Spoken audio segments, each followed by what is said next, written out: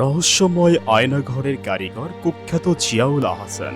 দেশে বহুল আলোচিত গুম খুন ও আয়নাঘরের মূল কারিগর এনটিএমসির সাবেক অবসরপ্রাপ্ত মহাপরিচালক মেজর জেনারেল জিয়াউল আহসানকে গত শুক্রবার আদালতে হাজির করা হয়। পরে একটি হত্যা মামলায় তার ৮ দিনের রিমান্ড মঞ্জুর করেন ঢাকা মেট্রোপলিটন ম্যাজিস্ট্রেট আরাফাতুল রাকিব। এর আগে জিয়াউল আহসানকে আদালতে হাজির করে ১০ দিনের রিমান্ড নিয়ে জিজ্ঞাসাবাদ করার আবেদন জানায় পুলিশ।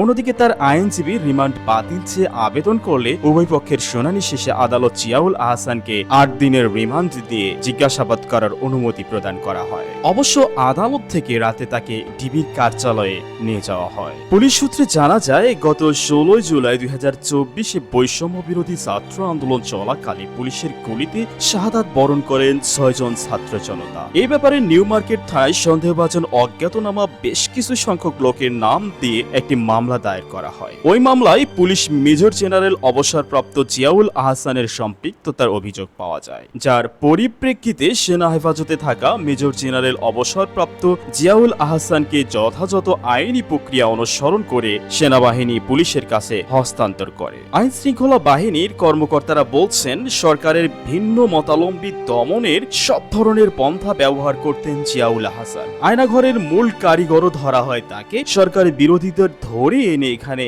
আটকে রেখে অমানসিক নির্যাতন করা হতো দিনের পর দিন। সিলেটের বিএনপি নেতা ইলিয়াস আলীর অন্তর্ধান রহস্যের সঙ্গে তার নাম এসেছে বারবার। জিয়াউল আহসান সরকার বিরোধী প্রবল আন্দোলন দমনে স্নাইপার ব্যবহার করেছে। ফোনে আড়ি পেতে কাউকে সন্দেহজনক মনে হলেই তুলে নিয়ে যেতেন, এমন অভিযোগও এসেছে তার বিরুদ্ধে। ২০০৪ সালে র্যাবের হাতে নারায়ণগঞ্জে চাঞ্চল্যকর ৭ খুনের ঘটনায় র্যাবের তৎকালীন অতিরিক্ত মহাপরিদর্শক কর্নেল জিয়াউল আহসানের আগে থেকেই জানতেন বলে অভিযোগ ওঠে। ওই সময় জিয়াউল আহসানকে ৪ ঘন্টার জিজ্ঞাসাবাদ করে প্রশাসনিক তদন্ত কমিটি নারায়ণগঞ্জ হত্যাকাণ্ড নিয়ে সংবাদপত্রে জিয়ার দেওয়া বক্তব্যকে এর আগে উষ্মা প্রকাশ করেছিল হাইকোর্ট। পরে তাকে সেখান থেকে সরিয়ে নেওয়া হয়। আইন বহির্ভূত হত্যা ও কর্মকাণ্ডের বহু অভিযোগ রয়েছে তার বিরুদ্ধে, কিন্তু তার সব কাজ সরকারের আনুকূল্যের হয়েছে বলে নির্বিবাদে চালিয়ে দিয়েছে জিয়া। শাপলা চত্বরে হেফাজতের সমাবেশে নির্বিচারে হত্যাকাণ্ডে পুলিশ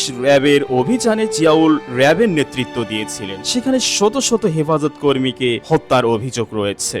সূত্র আরো জানায়, গত ১৫ বছরে ৩০,০০০ কোটি টাকার গোয়েন্দা নজরদারির যন্ত্র, হত্যা, গুম ও নির্যাতনে ব্যবহারে সরঞ্জাম কেনা হয়েছে। বেশিরভাগ কেনা হয়েছে সরাসরি। এমনও বহু ইকুইপমেন্ট কেনা হয়েছে যা কখনো ব্যবহার করা হয়নি। লোকবল নিয়োগ দেওয়া হয়েছে যথেচ্ছভাবে, প্রয়োজনে কয়েক গুণ বেশি। এইসব আয়োজনই ছিল বিরোধীদের গুম খুনের কাজে ব্যবহার করার জন্য।